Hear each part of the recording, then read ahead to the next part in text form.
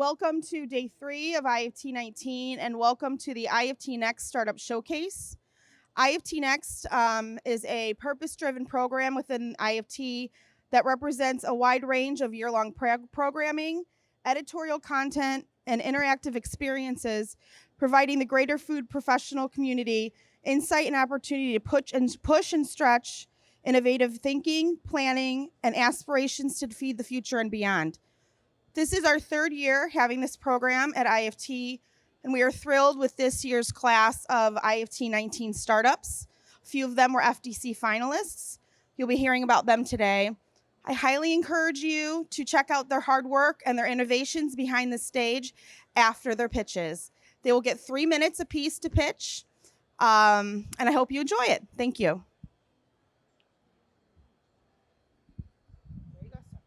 Thank you. Sorry. Where is that?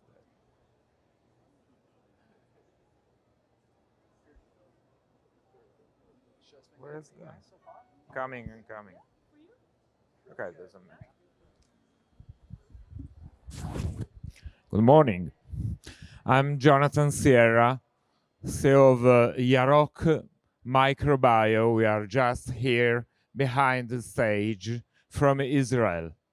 We developed a new technology for extremely fast detection of dangerous bacteria like E. coli, Listeria, Salmonella, Campylobacter. Why we did that?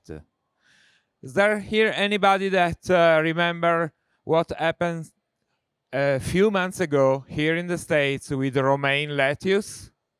Oh yeah, see, you do remember, everybody remembers. 5 people dead, the lettuce market fell 40% due to an outbreak of E. coli in lettuce. But why that happens? Unfortunately, because current testing systems are very slow. QA, QC, the authority, they do their best. But the fact current systems provide results in days when you have a fresh product that is too long. Now, for example, to assess a salmonella may take 5 days. The same salmonella I've mentioned now, we detect in 45 minutes, and we can provide an assessment of absence, 0 dangerous bacteria, within 6 hours. So it's 6 hours instead of 5 days. That creates a situation where the food industry is empowered and able to test before release, not take any risk. We developed a kit with special proprietary reagents and a software to be used with off-the-shelf laboratory tools, just a few tools, off-the-shelf, very affordable. An important point, we detect only live bacteria or viable bacteria, bacteria that can recover. That is very important because current rapid technologies, like those that are based on detection of DNA, are not able to distinguish between dead and live bacteria. Now, dead bacteria are interesting, but they are not dangerous.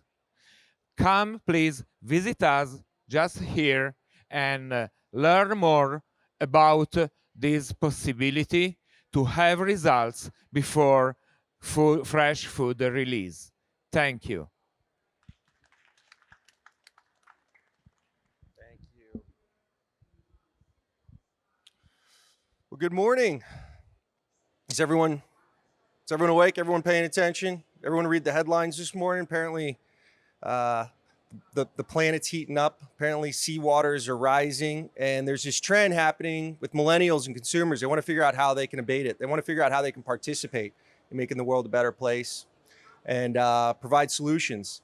And so we're seeing an upwelling of people looking for plant-based burgers that don't bleed, seafood that doesn't have fins, fried chicken without the fillet. right? And so that takes alternative proteins. There's a massive stampede away from soy proteins headed towards pea proteins. Pea proteins have challenges with the flavors and the sensory. I'm Chad Rosen. I have a company called Victory Hemp Foods based in Kentucky. In 2014, I moved from California all the way to a little town with 800 people and 5 Baptist churches. My last name is Rosen. And I went there to figure out how we were going to bring hemp into the rotation, as farmers were looking for a way to replace the lost income from tobacco. And we found out that hemp seed has incredible properties in the seed as an oil seed on the oil and the protein. And so what we've done at Victory Hemp Foods, working with researchers in food science and innovation, is isolated those proteins and concentrated and solubilized them. And they work absolutely tremendously in a number of different applications, from baked to beverage to meat analog. We'd love to share the samples with you. We'd love to show you what our products can do for your consumers. As formulators looking for solutions for consumers that have very picky flavors and tastes, I think we got a solution that you'd really like. We're right behind the booth, only 20 feet away. I don't know how far you came from New Orleans, but perhaps there's a solution just 20 more steps behind me. So we welcome you to come say hello. I'm Chad. Thank you very much.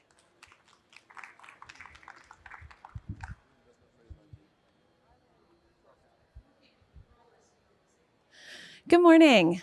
My name is Claire Schlemme, and I'm the co-founder and CEO of Renewal Mill. So in the 5 seconds or so that it just took me to introduce myself, over 500,000 pounds of food just went to waste. Food waste is the world's $1.2 trillion problem. And not only is food waste a tremendous financial and social burden, but it's also terrible for the environment. If global food waste were a country, it would be the 3rd largest greenhouse gas emitter, behind only China and the US. And a large portion of this food waste comes from the byproducts that are generated during food manufacturing. While most manufacturers throw these byproducts away, they're actually full of untapped potential as upcycled ingredients. Renewal Mill is the next generation ingredient company upcycling these byproducts into high quality ingredients and products. So let me tell you how we do this with our first ingredient. When you make tofu, you start by making soy milk. When you make soy milk, you're essentially juicing the soybean, which produces a pulp. This pulp is called okara. We partner directly with tofu manufacturers to put our equipment in their facilities so that instead of this okara being treated as waste, we're able to capture it, process it, and turn it into an ingredient, okara flour, which is a high fiber, high protein, and gluten-free flour. Okara flour is an extremely versatile ingredient that can add nutrition and flavor to a wide range of products, everything from pasta to cookies to puffs to even beverages. And while okara is our first ingredient that we brought to market, upcycled ingredients offer a wide range of benefits. They're very nutritious, often very high in fiber. They have functional attributes that help them solve challenges for food manufacturers. Obviously, they're sustainable ingredients because we're using something that's already being produced in our food system. They're often low cost or no cost inputs, which allows us to keep these sources of nutrition relatively affordable. And they also offer unique storylines for marketers. And all of these benefits matter to food companies, and we're seeing that in our initial sales of okara flour. So we currently have a demand that's outpacing our supply, but we're uniquely positioned to meet this demand because our solution is scalable, and it's also bringing tangible benefits to those food manufacturers producing the byproducts. And okara is really just the beginning. There are millions of pounds of byproducts that are thrown away every year in the US. And we've already had inbound interest from folks looking for solutions for everything from almond milk pulp to juice pulp to even potato peels. By 2050, we'll have 10 billion people in the world, and feeding all these people won't be a matter of producing more food. It'll be a matter of using the food we already produce more efficiently. And upcycling will be an important part of that solution. So I invite you to come by Renewal Mill's booth right behind me to try okara and taste the future of food. Thank you so much. Thank you. Good morning. I'm Mathieu Asté. I'm the founder and CEO of iSense AG. We are a sensory operation dedicated to flavor.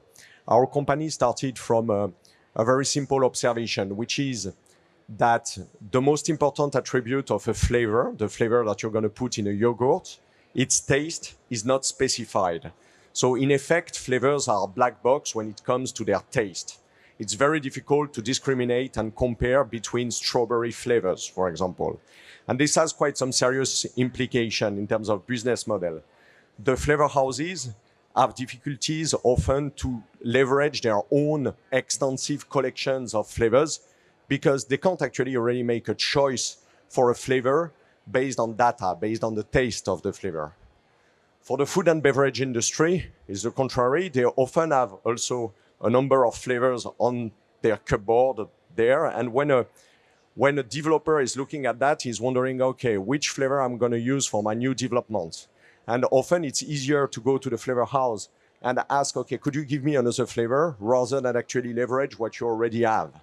And even if you make a brief, it's going to be complicated because you actually don't know really what you want. And it's very difficult to describe which kind of strawberry or vanilla flavor you want. So we started from there and we decided, okay, then we're going to break the black box. We're going to open it and we're going to start to specify the taste of flavors.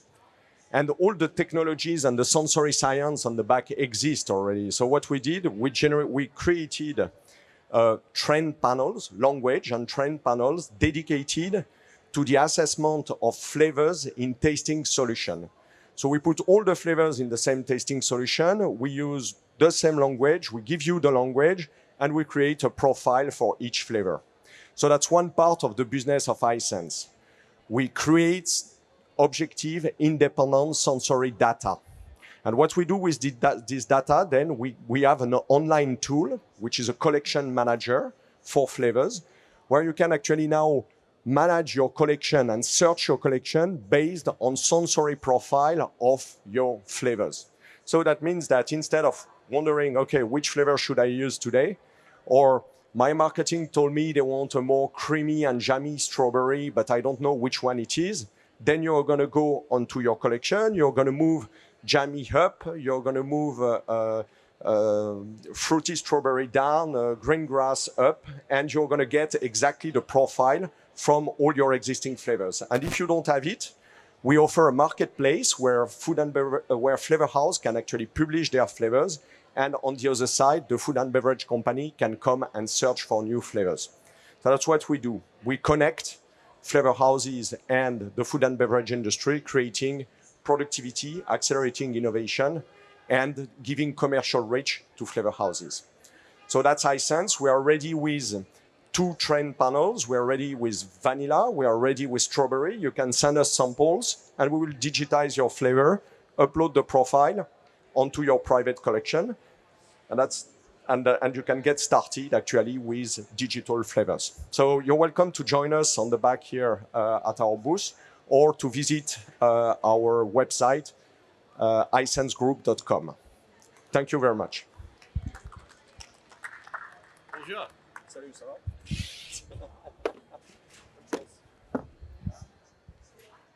Good morning. I want to ask what I asked the other day. How many people here know what irritable bowel syndrome is?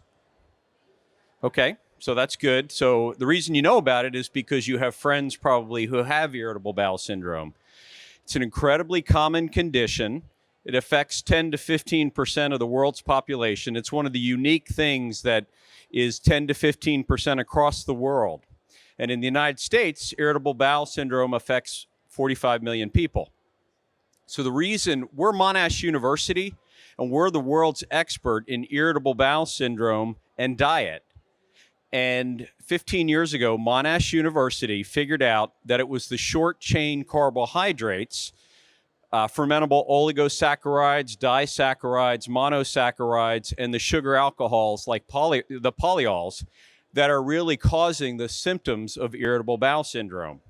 So by actually recognizing that, Monash brought to the medical community around the world the Low Fodmap Diet.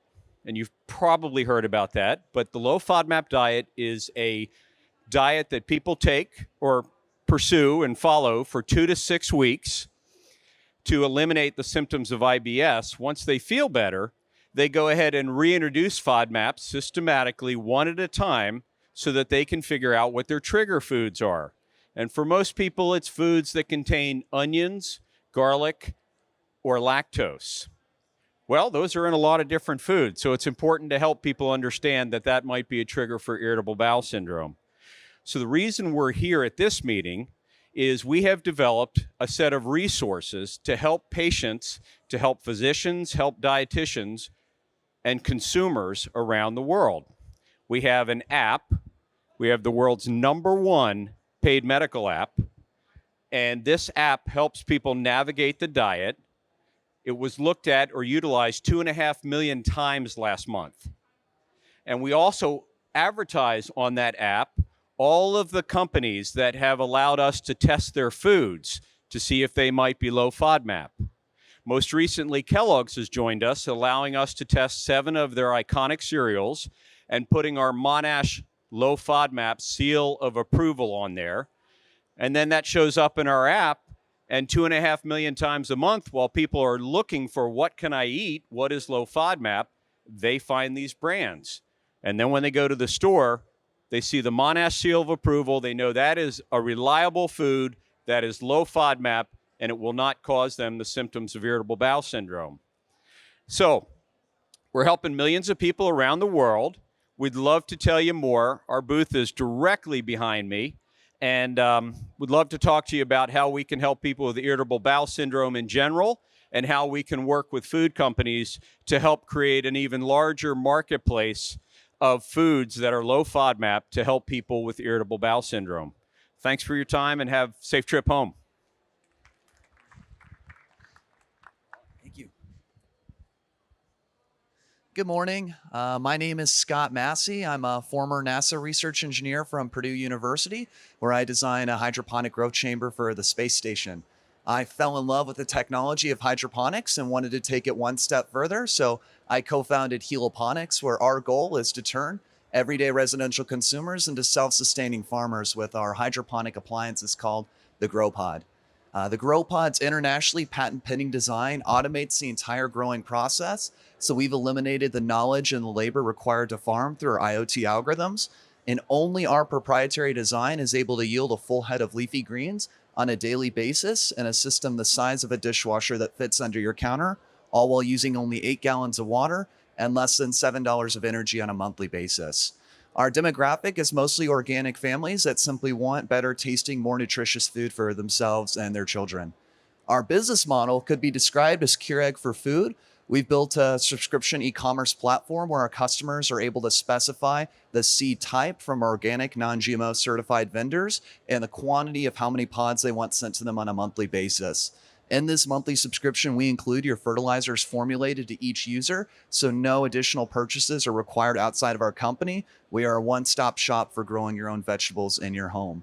And we've specifically chosen the B2C segment because we consolidate the entire margin from seed to produce consumption with no middlemen in our supply chain to disrupt operations. And although I'm very proud of having the highest yielding, most energy efficient, and first self-cleaning consumer grow device on the market, I'm even more proud of the team we've built along the way. I met my co-founder, Ivan Ball, an electrical engineer, while working for NASA, and I'm pleased to announce we've now hired our 5th full-time employee now that we've almost closed our $1 million seed round in this quarter. So I'd like to invite you all to visit our booth behind the stage and see how you can learn about buying your own grow pod, distribution and investment opportunities, and you can join our food revolution as we continue growing to become the world's largest farming company without owning a single acre of land. And we also won the People's Choice Award from the Disruption Challenge, so you can come check that out too from yesterday. Thank you.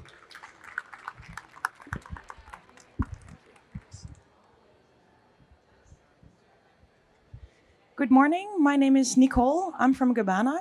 What we do is we share matoke with the world. Matoke is this high nutrient green banana, mainly grown in East Africa. In East Africa, they use it as their staple food. So for example, in the morning, they make porridge from it. In the evening, they use it as mashed potatoes. It's very neutral in taste. So this high nutrient banana, a lot of it is wasted, especially in peak seasons, because there's no demand outside of the local market. So what we do is we take this waste, we turn it into a flour by drying and milling it. And then this flour we use to create all kinds of products. For example, we have a pasta, breakfast cereal, and snacks. So what we try to do is we want to make sure that the supply chain of this green banana is secured so that in the end, we can also enter the market with this flower itself. So B2B companies can use this flower in all kinds of products. So increasing the demand of this banana mainly makes sure that the farmers get a fair income. So what we try to do is we build direct partnerships with the farmers so that all the middlemen are cut out, and in the end, the farmer get a decent income for their harvest. So come and check out our cereal at our stand. You can have a sample there. And thank you so much.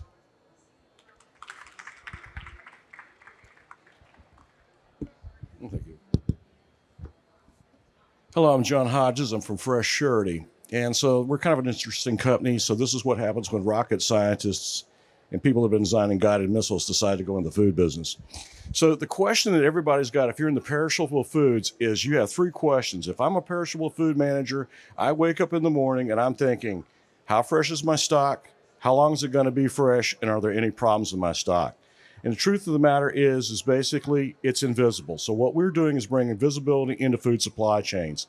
Because things are invisible, it's, fear, uncertainty, and doubt. We don't know. So what's happening is what these food service manager is passing food along that shouldn't be passed along. And if they aren't, they're dumping food that's good. All of that leads into something called food waste.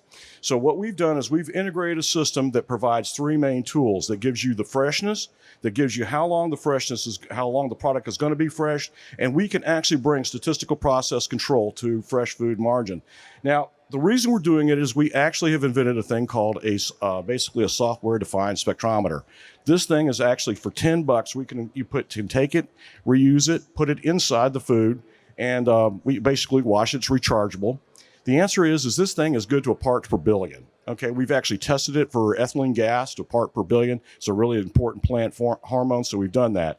So one of the things that we've done is that time and temperature don't work. We can go back there and show you. Anybody that's trying to sell you a time and temperature solution, we can prove to you it will not work, and we understand why it won't work. Now, right now, our go-to-market strategy is we're getting a larger people from geographic segments and customer interest segments. Mitsui is our partner in Japan. By the way, everybody that does business with us pays us. Okay, so we're self-funding, but our partners are working with us. So Tupperware is also working with us. We're working with Tupperware right now. They're doing pretty good with us. Now, who are we? Well, we're basically a bunch of old people, if you want to think about it. We're very expensive. We're very experienced scientists and engineers, food technologists, analytical chemists, and we actually have now hired a food economist on board. So the answer is, if we have to work about food waste, whether you've been hearing probably a lot about it, if you're from Europe, it's a big thing going on right now. Food waste is such an important thing. It's filling our landfills. It's becoming everybody's problem. And just 2 weeks ago, the FDA has started coming and changing the rules here in the United States. Now, I want to tell you something, and I want to thank the guys here at IFD because you've really helped us out in one thing. We came into this show thinking about fresh food, only fresh produce. What's been demonstrated to us is because of all the flavors and the aromas and everything that these guys are doing here in these food additives, they're also perishable. And guess what? We can track that too. We can actually work with your flavonoids, your additives, and all the stuff that you guys are doing back there. We can tell you how fresh and use that for stock control too. We've been working with it. Thank you very much.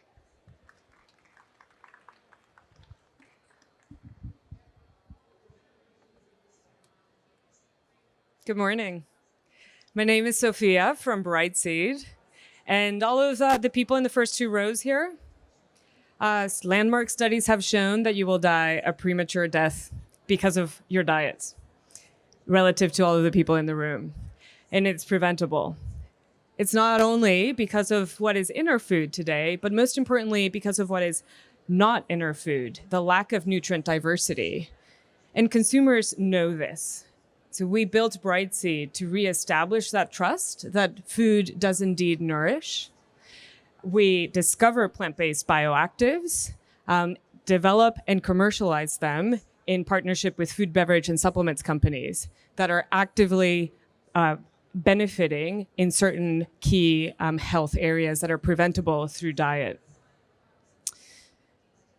Ancient wisdom has always known the power of plants. Ayurveda and Chinese herbal medicine are very important sources of knowledge, but we bring the latest computational tools to understand why. Brightseed built a search engine that we call Forager, and Forager links plant compound data with likely health benefits, and further, it finds the plant sources that are likely to produce these plant compounds so that we can have reliable supply chains for these compounds.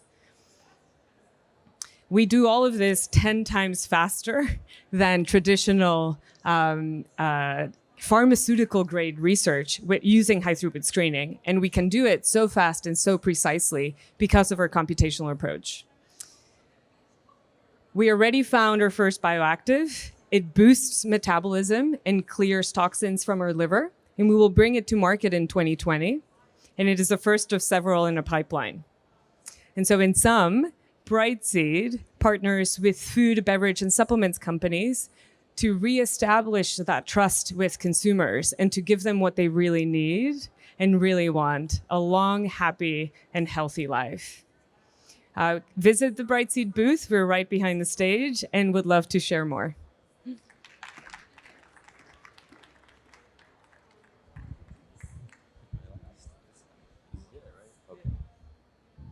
Okay. Good morning. I'm Tommy Brooks. I lead business development for AromaBit. So we're over there.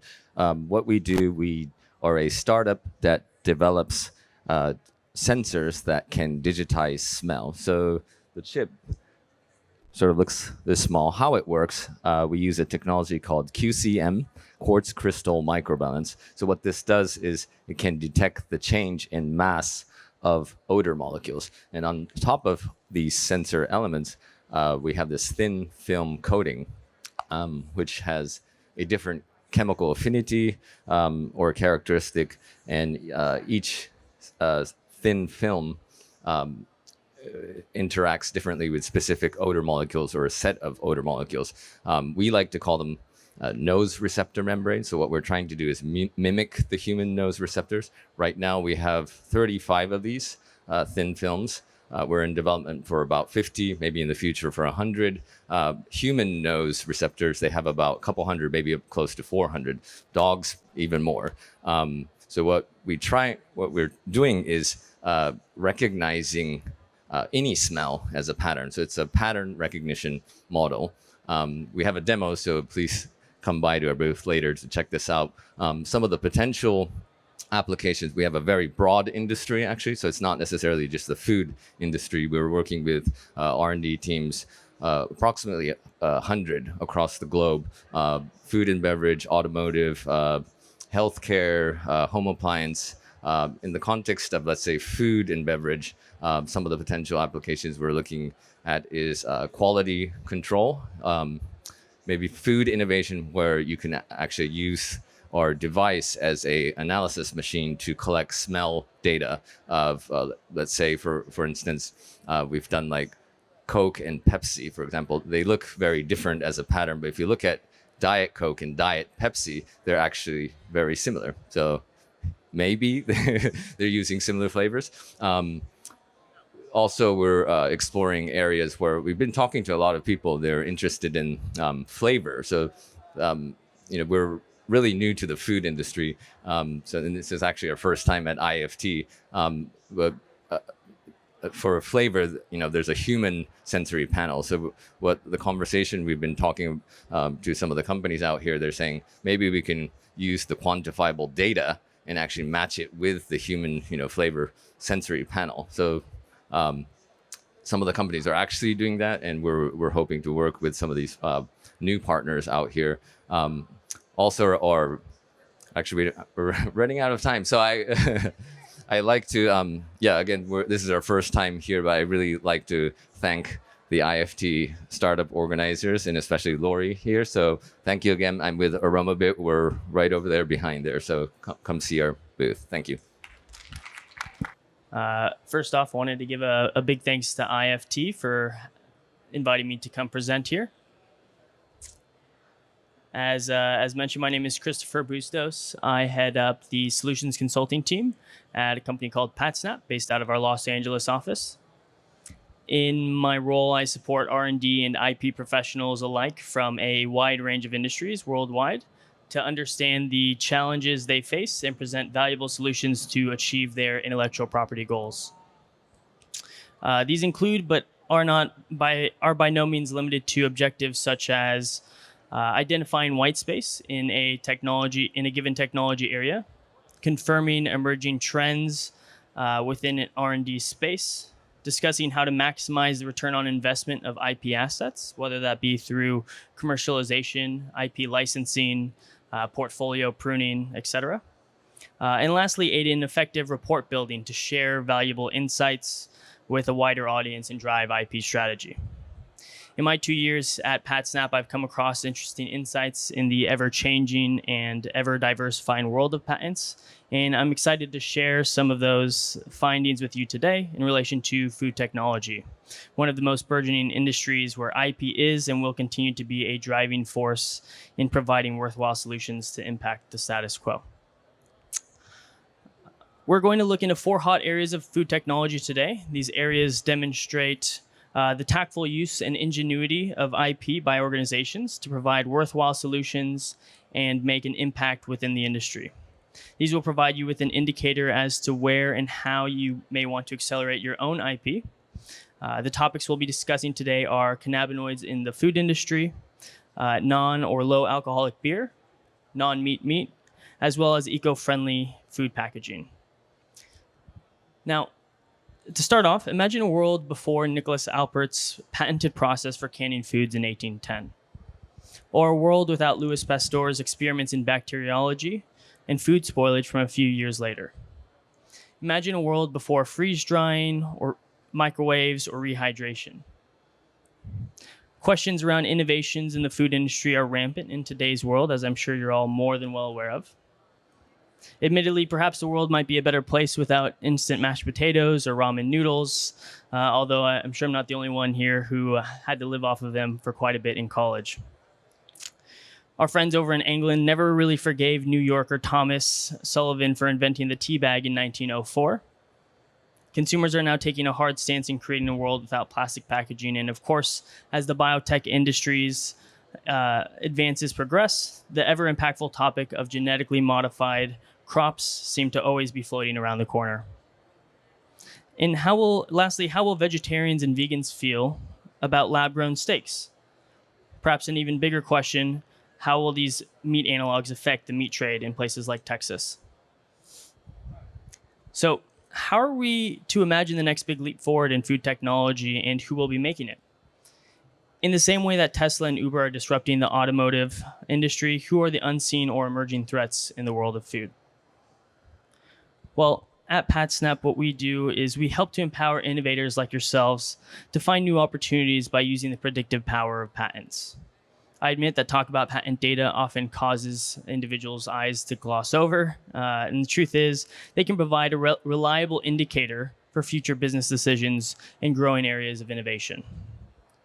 Patent registrations can be seen as a reliable indicator of resource allocation for an organization, as well more so than something like, say, simply monitoring R&D spend, as filed patent applications suggest finite and measurable levels of financial commitment into a new idea. So we'll start off today by what just a few years ago would have been an almost unthinkable food and beverage category development, cannabis. Thousands of years ago, cannabis was recognized as having medical applications, as well as being extremely useful in creating ropes, textiles, and more. And yes, of course, you could also inhale it for some fun and relaxation. It was this prevalence for recreational use, however, which led to the prohibition in the late 19th and early 20th centuries here in the United States. And cannabis innovation mostly stalled for 100 years or so, apart from perhaps the invention of the bong. But over the last few years, there's been a dramatic change in the industry with the proliferation of what's been dubbed the green rush around the country. With the recent combination of the acknowledgement of the vast number of purported medical benefits and a drive in many states and countries toward the decriminalization and legalization of cannabis, the food and beverage industry has become poised for intensive development in cannabis-related innovations. As legislation has slowly changed, private enterprises have taken notice, and the commercial opportunities for medicinal, food and beverage, textile, and more industries have led to a mad dash to patent innovative cannabis uses. Thus came the green rush. So, where are we as an industry with cannabis, and what might the future hold? The use of cannabidiol, commonly known as CBD, or the non-psychoactive cousin of THC, has recently taken off in its use in things such as cannabis-infused drinks. Traditionally, these drinks have been limited to teas. However, as of late, there's now become a range of options, including non-alcoholic beers, sparkling waters, iced coffees, apple juice, barley soda, and even cannabis cocktail mixtures. As seen in the quote here by Christina Bellman, founder and CEO of Levo, the use of cannabis for more than just purported medical benefits is growing. In her own words, people are beginning to use cannabis to enhance different taste and flavor profiles. We are coming to understand that the marriage of culinary and cannabis can be an immersive experience. And it's truly the largest movers and shakers in the industry who are taking notice of this. For example, Coca-Cola is in talks with Canada's Aurora Cannabis to develop drinks infused with CBD. Heineken's craft beer brand Lagunitas has launched Hi-Fi Hops, a beer-flavored sparkling water with THC and CBD. Diageo, maker of Guinness, is holding discussions with at least 3 Canadian cannabis producers about a possible M&A deal. Constellation Brands announced it's spending $3.8 billion to increase its stake in Canopy Growth Corporation, the biggest deal in the burgeoning marijuana industry to date. And lastly, Molson Coors Brewing Company is starting a joint venture with the Hydropothecary Corporation to develop cannabis drinks in Canada. But if you're a food and beverage business looking to explore the enormous potential of cannabis today, how do you know where to start in what is currently fashionably described as a VUCA industry? VUCA standing for volatile, uncertain, complex, and ambiguous. It brings up questions like, where are the opportunities? Where's the space to innovate? It's through the lens of patent information that we found that many of our most successful clients are able to take on such complex environment and create watertight IP strategies to inform their business moving forward. So let's take a look for a second at what we call our patent landscape. What we're seeing here is simply a 3D representation of the patent landscape for the marijuana industry within food and beverage. This is, of course, a graphic that can typically be manipulated and altered on the fly through our PatSnap platform, but of course, due to the limitations of PowerPoint, we're going to have to deal with a static image for now. What we're seeing is the snowy white peaks here. These are areas that we can deem as areas of high patent saturation, whereas the low-lying areas, the blue areas we see, are areas of lower patent density. We can see one thing that jumped out to me when I first created this was the level of prevalence of patents within the chewing gum space. You can see here down in the bottom right-hand corner, and you can be sure that some of the big businesses are already in there.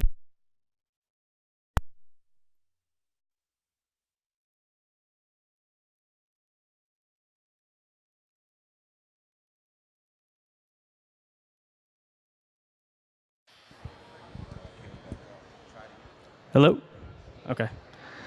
And you can be sure that many of the larger corporations are already in dominant positions in many of these patent territories. But of course, what's most interesting to us is going to be those low-lying areas. This is what innovators in the space often think of as white spaces of innovation. I tend to shy away from the term white space, of course, because just because there are no patents in a space doesn't mean that it's a gold mine of new innovation. It could potentially simply be a black hole. There may be a reason nobody's operating in that space today. So what I'd like to talk about now is simply an example of exactly how one of our clients at PatSnap was able to break through with cannabis-based teas. Vapova, a business based in Arizona, used our platform back in February of 2018, And what they noticed when creating similar analytics in the platform was that an opportunity to patent cannabis teas existed, exploiting the lipophilic qualities to aid in weight loss. Through the use of tools such as our landscape module, which we just saw a second ago, they were able to identify the rates of innovation found across multiple countries and jurisdictions. What they found was that the fastest growing rates of innovation was occurring in Australia and the United States, and have been aggressively patenting in these areas since. One additional curiosity that they came across, however, was that they noticed very similar patents being filed within Japan. However, they were not being leveraged globally through extensive patent families. This means that they could take the initiative to acquire these patents found in Japan with no patent families outside of the area to build upon this patent portfolio in a global way. So if your R&D team comes to you with a bright idea for a cannabis-based product, some quick due diligence into the patent landscape can tell you if you have found something in an innovative area, or perhaps that you are in danger of potentially infringing on somebody else's patent portfolio. Through the use of patent search and analysis at the earliest stages of development, organizations are able to fail faster and more efficiently validate ideas to save time, money, and potentially a trip to court. And within the smoking hot sector of cannabis, this is certainly a growing necessity. A quick point here on something sure to be commercially interesting. There seems to be an outstanding amount of cannabis-related patents relating to food and beverage in China to date. In fact, they're leading the way. But a closer look at these individual patents reveals their patents are limited to just China, with no patent registrations in the rest of the world for many of these assignees, meaning that anyone in this room can patent these same ideas or look just like Vipova did to acquire that patent portfolio to extend across the world jurisdictionally. In the same way that Vipova discovered Japanese patents they could exploit in the USA and Australia, China is a similar opportunity. PatSnap's strong presence in the Asia-Pacific region allows us to have one of the most comprehensive Chinese patent data sets in the industry, something I'd be happy to discuss in more detail after our session here. For now, I'll close this section with a simple graphic that shows Chinese patent registrations, found in red, against other countries in the food and beverage space relating to cannabis. All that activity, but again, remember, it's mostly localized patent filing, so things that are not being leveraged in other jurisdictions currently. Next, I'll show a short video of how we can dig into global cannabis innovation trends to see who's doing what, and more interesting, perhaps predict some future trends.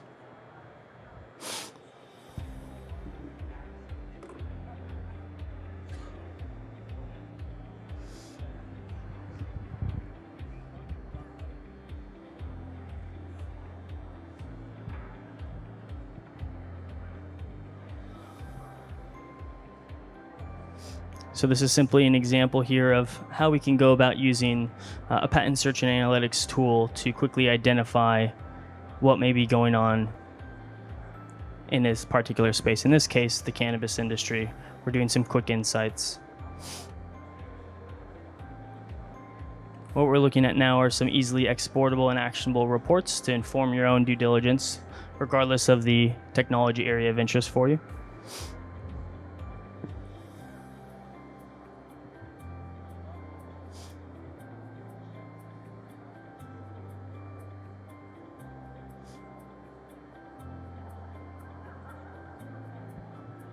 And we can see how many patents have been filed in China today. It's one of the fastest growing markets within this space today.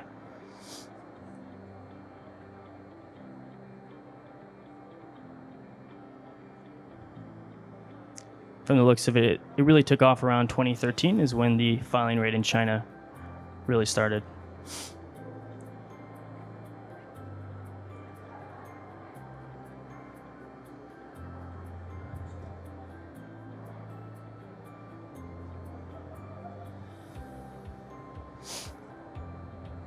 And this is just an example of how we can take a deeper dive into all the patents that are filed within China today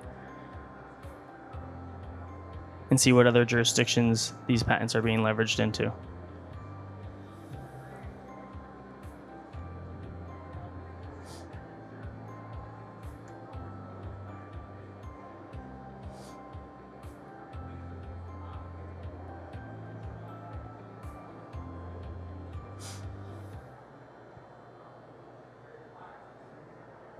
All right. So from one form of intoxication to the other. According to a report in Fortune, low and non-alcoholic beers only made up roughly about 2% of global beer consumption last year.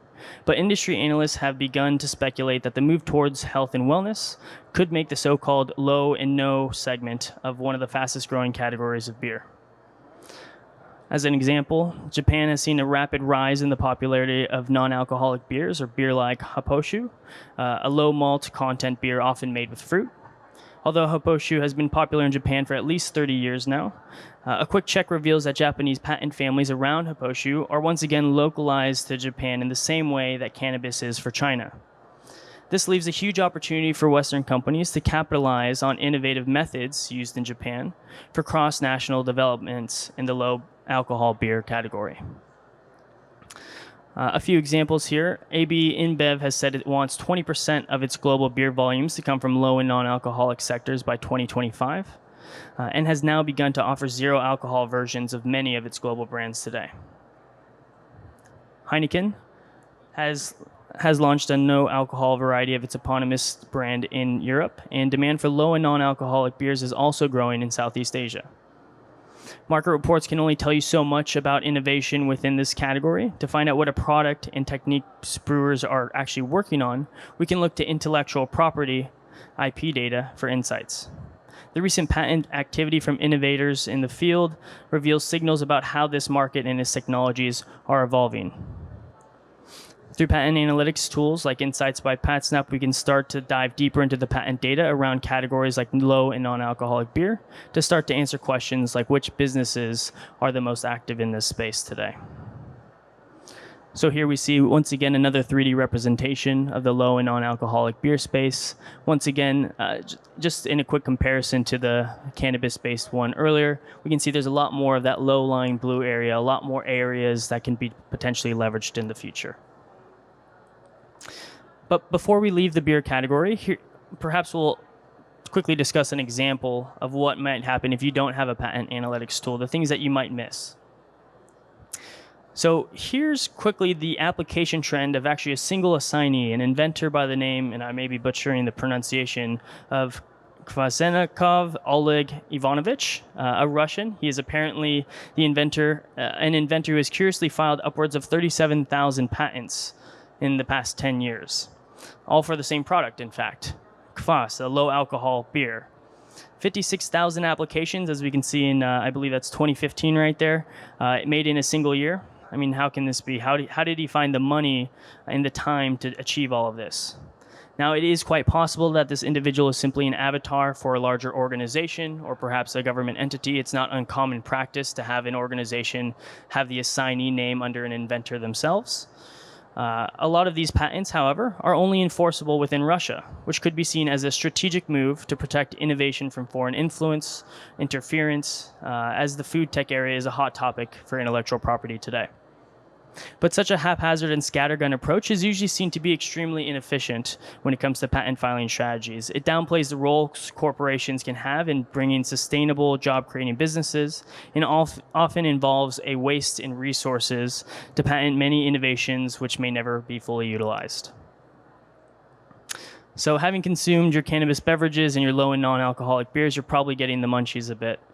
How about something a bit innovative to eat we'll talk about, especially a mouthful of food that perhaps does not cost the earth. Global meat production has expanded dramatically from 50 million tons per annum in 1961 to over 335 million tons in 2017. And the discussions occurring today are around how sustainable this actually is and where change is coming from to move the needle in a positive direction. Tofu and tempeh might be what come to mind when you're first thinking of meatless alternatives. However, vegetarian and meat lovers alike want tastier, more satisfying alternatives to meat options. So who are the innovators in the non-meat space? What is the future of meat? It was only a few years ago that vegetarianism and veganism were simply seen as food fads, akin to the Atkins diet. But concerns over health risks with meat consumption, environment, and animal welfare are rising year on year throughout the nation. So, our choices for future innovation are avoiding the existing patented areas and finding new innovative spaces. Or, if you're among the likes of a Nestle, Unilever, Pepsi, Hershey, Kellogg's, or Dannon, you may be looking at some of the up-and-coming new innovative businesses within the space for potential acquisition. So the question then is, how are organizations identifying agile and innovative new food companies before they make news headlines? Perhaps you've been reading in the media about Impossible Foods. It's not exactly a secret at this point. They're based in California, Silicon Valley, and have designed a plant-based Impossible burger to sizzle, smell, and release juices just like an animal-based burger does. And frankly, it's quite delicious. Living in Los Angeles myself, I've had the opportunity to try it many a times. Maastricht University recently raised 7.5 million euros to create a spin-off business which aims to have cultured meat on the market in the next 3 years. Mosa Meat, the resulting Dutch startup, presented the world's first beef burger made from cow cells in 2013 and now aims to place Europe on the map for the next generation of meat production. In addition to support from Maastricht University, the company has secured the support of Bell Food Group, Switzerland's largest meat producer, and M Ventures, the corporate venture capital arm of Merck. Mosa have now lowered production costs for its tissue-cultured hamburgers from what used to be 250,000 euro per burger to roughly 10 euro per burger. Not quite McDonald's prices, but it's getting there. Now, Beyond Meat is perhaps the most well-known of the bunch, especially with their recent IPO. They make 100% plant-based meat products. Its claim to fame is making veggie-based products that mimic beef in look, feel, and taste. They use beets to mimic the color of beef, and once they cook, they even bleed like regular burgers. Based in the U.S., Memphis Meats has created lab-grown meatballs as well as cultured chicken and duck prototypes, grown from stem cells with an aim to launch in 2021.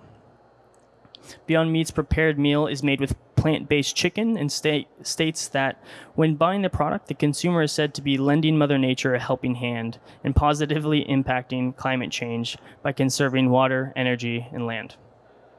Fellow plant-based meat company Impossible Foods gets more specific, defining that its plant-based burger uses 95% less land, 74% less water, and creates 87% less greenhouse gas emissions than the current meat supply chain. So, developing innovative food and beverages is one thing, but what about innovative packaging solutions? We know that consumer demand is driving us towards a low or no plastic future.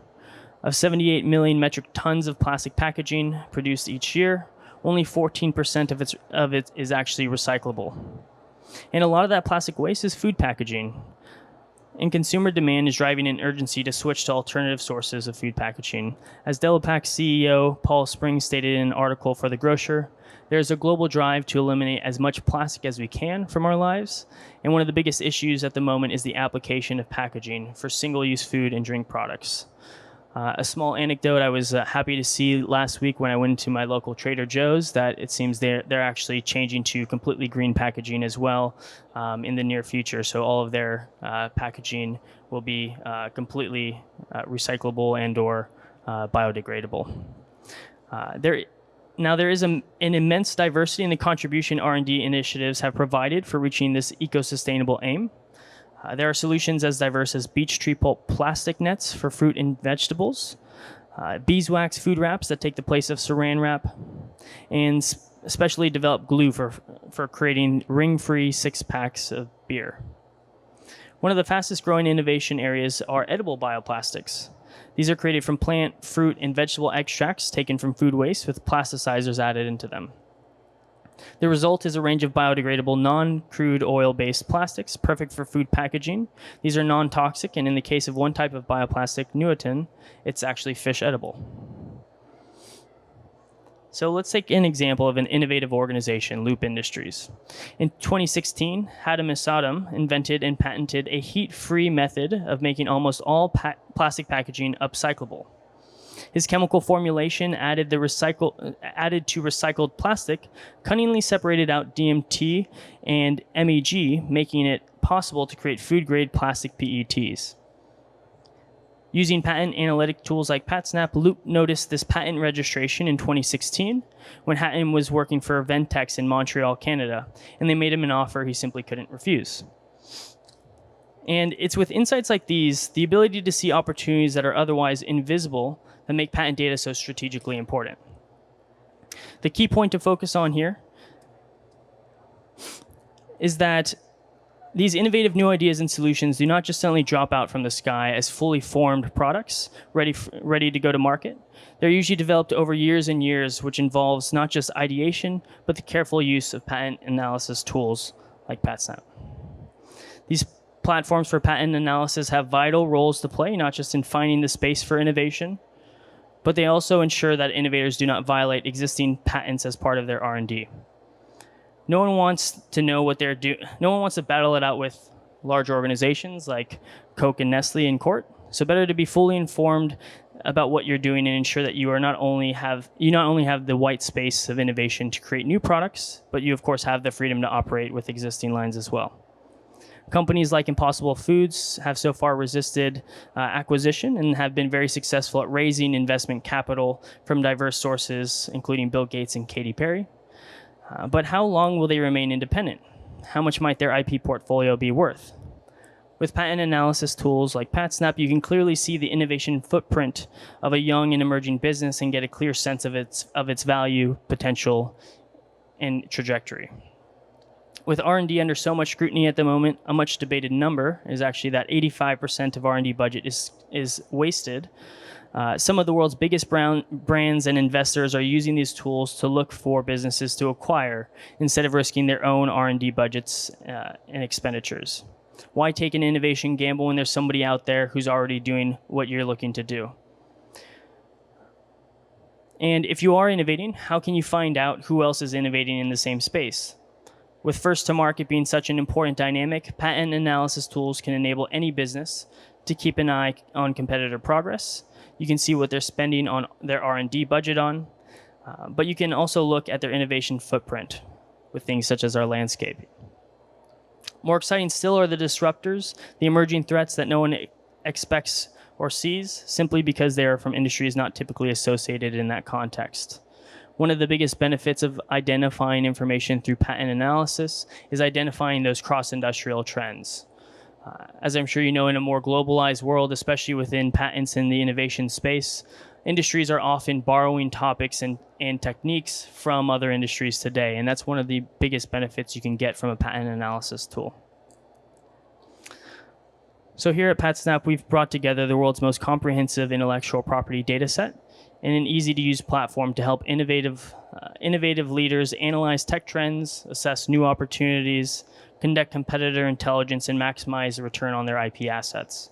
By combining millions of data points from patents, licensing information, litigation data, financial metrics, and valuation data, as well as company information with non-patent literature, PatSnap provides the world's most innovative organizations with an intuitive source of information to accelerate their R&D. And with that, I will cede the rest of my time to any questions from the audience. If you have a question, please just raise your hand. Hello. Thank you. It was very informative.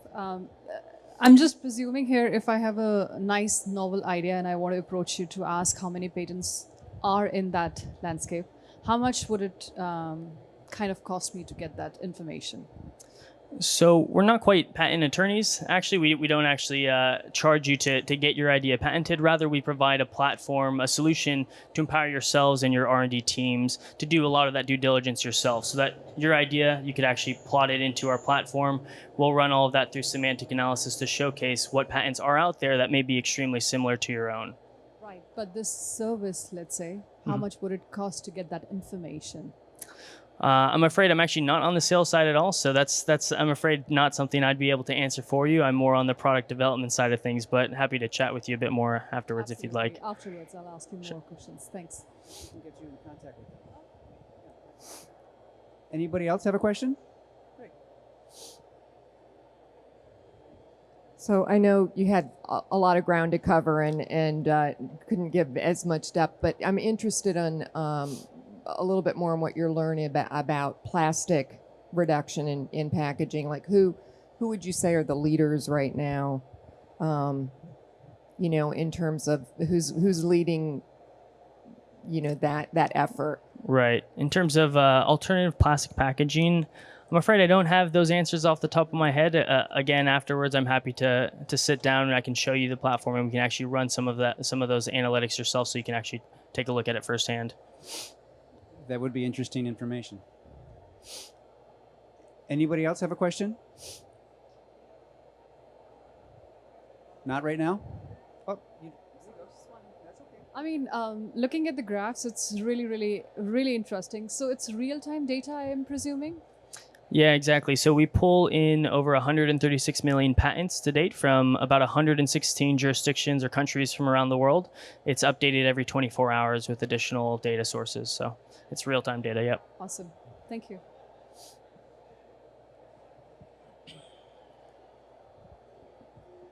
Hi, does your database cover PCT filings as well? It does, yeah. It does cover PCT filings. So it's globally, you guys cover strategic markets or all kind of markets? Yeah, so it's a global patent database. There's some litigation and patent licensing information in there as well, but we are a global organization. We actually have eight offices around the world. So we have 4 in China, 1 in Singapore, 1 in London, Toronto, and Los Angeles. So we cover the whole gamut of countries for filings. Another question down here. Hang on.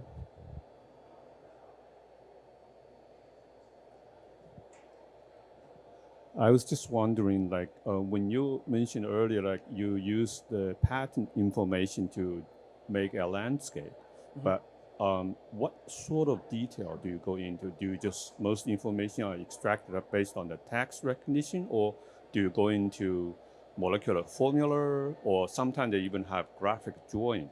How are those information reflected in your landscape calculation or in comparison analysis and so on? Yeah, that's a great question. So the landscapes that I showcased on here are really the most basic form of the landscapes that we have. We actually have a few different types. So the ones you saw today were based upon, essentially the first thing we do is take all of the patents within the data set, cluster them together based on their primary technology areas. So that's taking into account things called IPC and CPC codes, classification codes assigned from the patent examiner's office.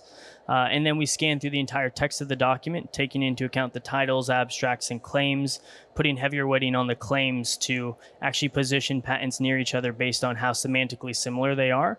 We do have additional landscapes, however, that will incorporate chemical structures as well within the patents themselves. Yeah.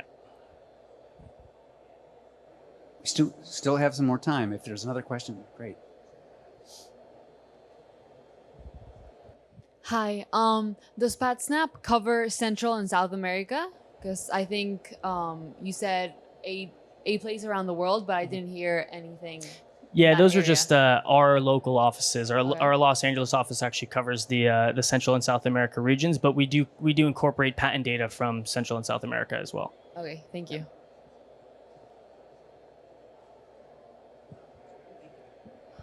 I just wonder, do you see a positive future about the edible films? Edible films, is that what you're saying? Edible film, edible packing, edible coatings. Yeah, it is actually a space that I've seen quite a bit lately, at least with some of my client meetings. I know Appeal Sciences has been doing a lot of work in the edible film space.